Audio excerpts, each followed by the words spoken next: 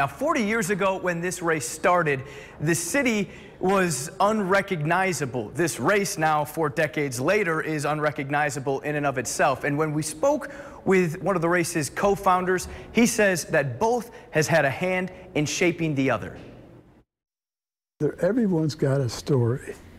It can be a happy story, sometimes a sad story, some funny stories. It's a mirror of the community.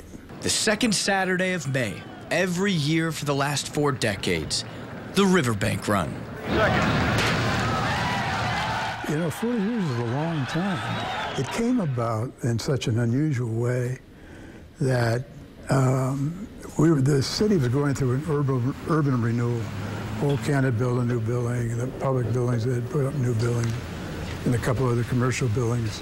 Marty Allen can picture the way the city looked in 1978. Yeah, we got all these buildings, man. We got any people down here. It's a conversation he had with city visionary and Old Kent Bank chairman Dick Gillette. 2 days later, circumstance collided with fate. I get a call from somebody I don't know, who was with the Grand Rapids Track Club, and asked to come over and see me. The stranger is Frank Cashman. His idea, a road race around the river. Allen and Gillette, they ran with it, and the Old Kent Riverbank Run was born. People say, why is it 25K? And you'd think there'd be a great reason for it, but the reason for it is it fit the area that we wanted them to run. Better to be lucky than good, but luck wasn't always so natural. This is the race course, the original race course.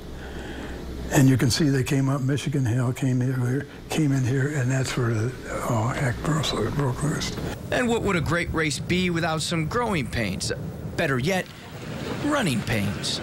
The runners, at the conclusion of the race, were coming up Michigan Street Hill, if you can imagine, taking a right onto the plaza, and then under the culvert. We could not accommodate the people going through that little opening. So it came to a standstill. A line of runners who just finished 25 kilometers wrapped all the way down Michigan Street. And I thought, well, one time and out. We did our race, now we're finished. But that was just the sound of the gun for the River Run. Now, 4 decades, of course, there's going to be hurdles jumped. We had a train was stopped on the tracks on the course. We had to create a couple of courses different than the normal course. Flooding has forced reroutes. Construction in 2000 was the race's biggest blemish. Bill Rogers winning the first run set the tone. Grand Rapids native Greg Meyer winning a record 7 times reinforced community. Records were made, broken, shattered. 40 years of dreams and tears, blisters and blood.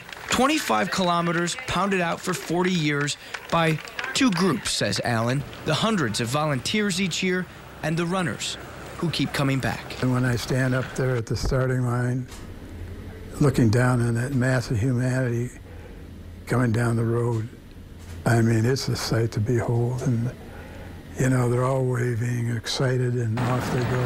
High above the River Run, it's a view Marty Allen could never have imagined 40 years ago. But just like every race before, all it takes now is the sound of go. It takes me right back to 40 years ago. And all that's transpired between then and now. And you heard him say it, Greg, that mass of humanity that he gets to watch year after year. Marty Allen, such an integral part of this race, and as Jack said, building up this community.